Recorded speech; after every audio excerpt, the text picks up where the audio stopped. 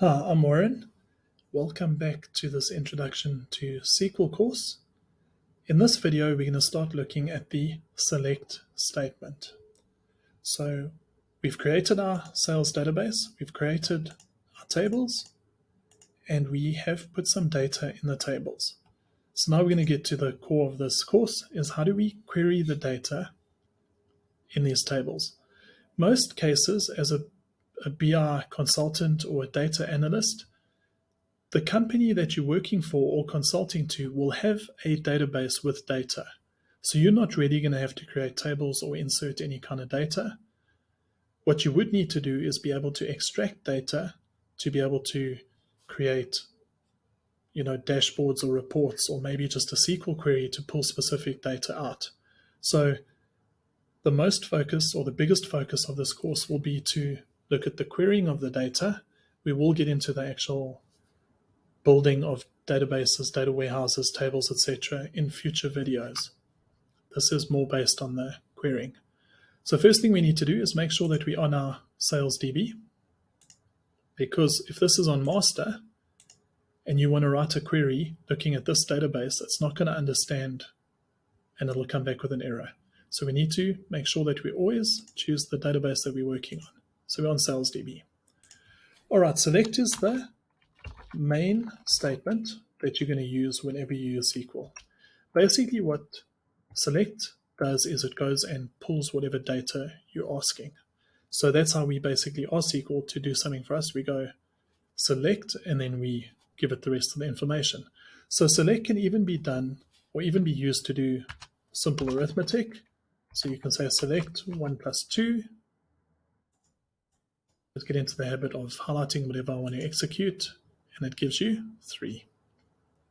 So it can do basic arithmetic if you wanted to.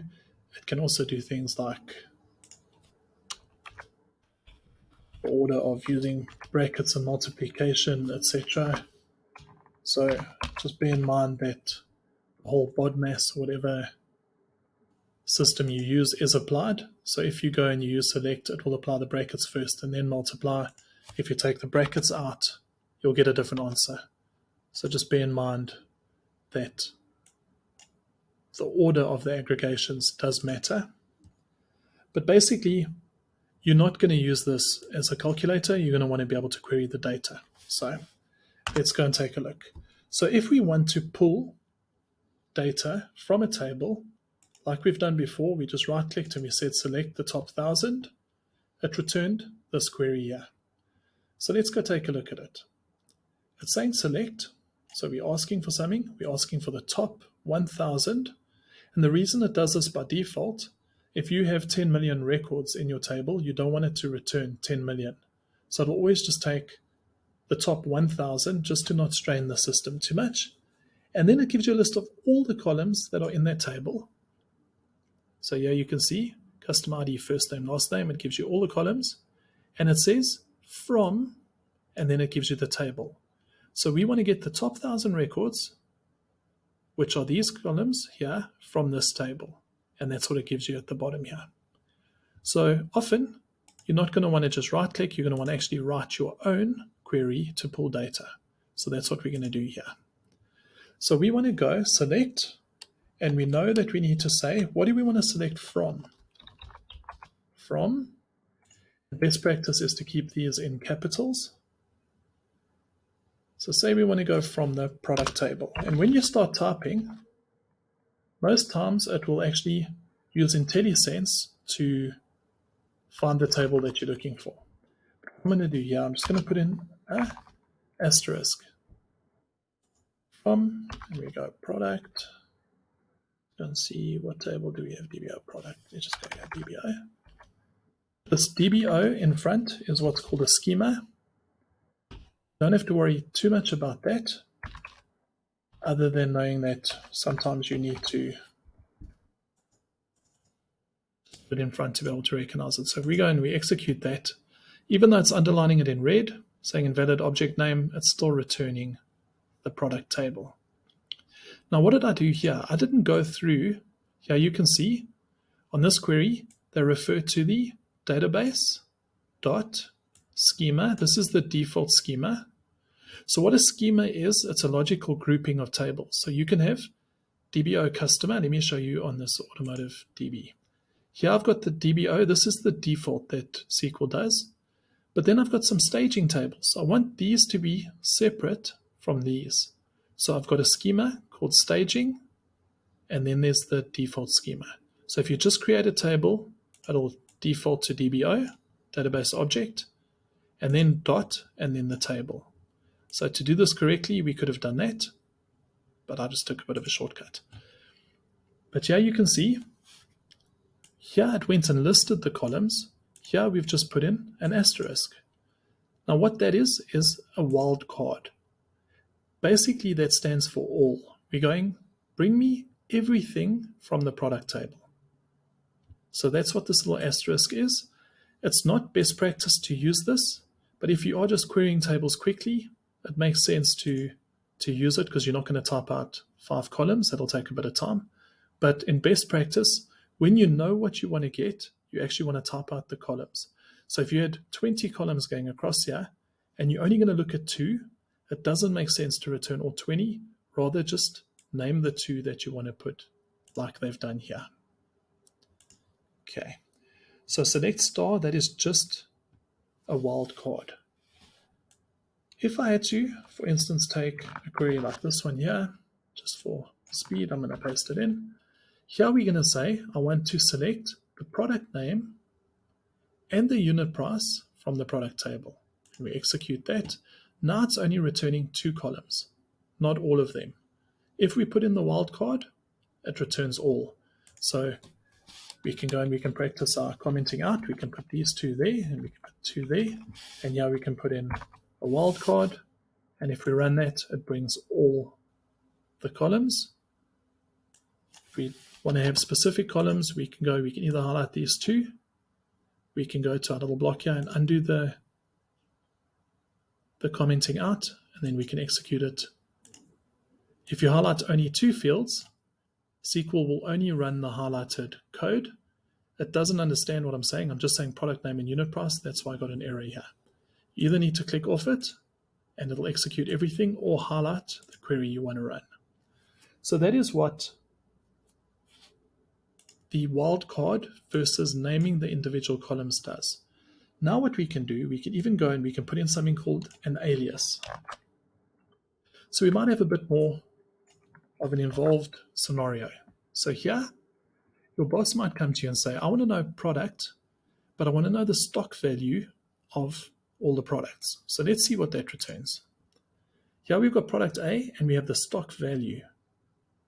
And what the stock value is, we're taking the unit price in the table and we're multiplying it by the units in stock. So we want to know how much value we've got. But if we look here, what is this at the end here? This is what is called an alias. If we took this out and we ran this, there's no column name there because SQL can't make this a column name because it's a calculation. So it knows that product name can be put in here, but it doesn't know what to do with this.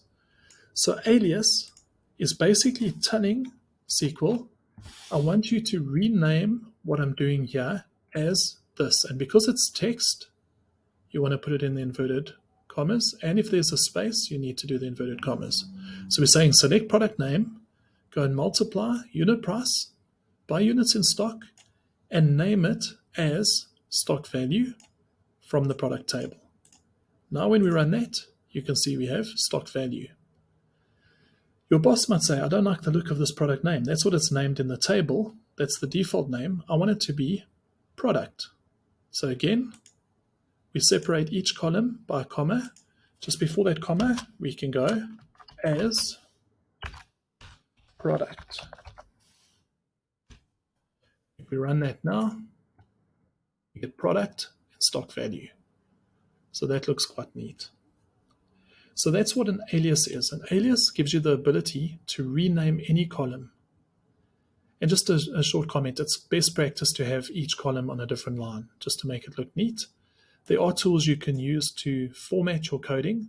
So even if you type it untidily, you can go and run it in one of these tools and it'll clean it up for you. I will show you an example of that later. So this here, we've now learned how you can do a calculated column and you can rename the columns here. Now, another thing, SQL is clever enough to know that if you put a text behind a column, that you are using it as an alias. So best practice, because you might write this query and another developer might come and have to read it to make a change to it. It's just easier to read if you go product name as product and this as stock value. You don't have to put these in, but it is best practice. So if we take those out, we can still rerun it. SQL's clever enough to know what to do with it. But now you can just see product name product and unit price times units in stock value. Still works, but it's not as easy to read. So best practice is to put in the alias in there. Okay, I'm going to give you an example now of where we can do more than one calculation. So we're not limited to one. In our previous query, we did unit price times units in stock as stock value. But now maybe your manager comes back and says, well, I actually want to know what it will be including tax. And there might be 15% tax added. So here we're saying unit price times units in stock times 1.15, which is the tax value. And that you can see we've used as here to do an alias to rename this calculation to stock value. Here I left it out and I'm saying stock valuation including VAT. So if we run that, you can see product name, stock value, stock valuation including VAT. So again, we might want to just go here and say product. And here we might want to put spaces in just to make it look a little bit better. And then we can run it and you can see it looks a little bit neater there. So we have our product, our quantity times value, and then the value including VAT. If we want to clean up values, you can use a function called round. Again, we're getting into quite an advanced feature, but here we're saying select product. I'll just run this quickly so I can show you. And we're saying, what do we want to do to this calculation? We want to round it to the nearest one decimal. So although we are showing 2 decimals down here, that is just because the field, the column, is set to show 2 decimals. We are rounding it up to the first decimal. So if we make that a 2 and we run it, you can see there's 75. So we're saying take this calculation, it's in brackets. We're putting round in front of it, comma 2, very similar to like an Excel formula. And here we're saying round this calculation, including the VAT, to 4. So here you can see there are 4 decimals. We could change that to 2 as well. Again, this is just set to default to 4 characters, but it's rounded the value to 2 there. We can get rid of these zeros on the end, but for now we're just looking at the rounding. So if we go back to 1 here, the 75 has become 80. So it's rounded up by default. There we go. So you can either round up or you can round down. So let's look at an example of that. We have 2 functions called floor and ceiling. If we have a value of 3.77777 and we want to run this, sorry, let me just highlight that whole thing there. That returns 3. So floor is rounding down. Think of the floor being under your feet. It's down. That rounds down. Ceiling is up. Ceiling rounds up. You can see that's 4. So those are just very cool functions to keep in mind. If you want to round up or down, you can define that. And you can also control the number of decimals in the rounding by using this round function. All you do is you wrap whatever your calculation is or your column. In that, you put a comma and then you put the number of decimals rounding that you want. So that's an example of that. So when we right-clicked on a table, it automatically went to top 1000. So what that top 3 does is it selects the top rows of the table. So again, if we want to do a new query, we can go there I'm just going to paste this in. We're going to say select top 3. Here we did 1000. That's just the default in SQL. And here I'm saying wildcard. So bring back everything in the table, and the table I'm looking at is product. When we execute that, it brings back the top 3. If we wanted the first 5, we would put top 5. And again, you can put the individual fields in here if you want to, or you can just use the wildcard to return back the top 5. So that is what top means. That's a basic introduction into select. So just to recap, select means you want SQL to do something. It's always going to be from, and then either the database, the schema, and the table name, or just the table name if you're already in the database here. You can either return individual fields, or you can use a wildcard, the asterisk, like we did here. You have the ability to rename fields. That's called an alias, where you just go as, and you put the new name in. And we now know how to round by putting the round function around whatever field or calculation, and then defining where we want to round it to. And then we've seen the floor and ceiling functions there. So what we'll do when we come back in the next video, I'll show you how to use the where clause. That's where we filter data using where. So here we're returning all the data, or the top records, but we might want to filter only a lesser amount of data out of this table, that you can use the where clause. So that's what we'll touch on in the next video. Thank you very much.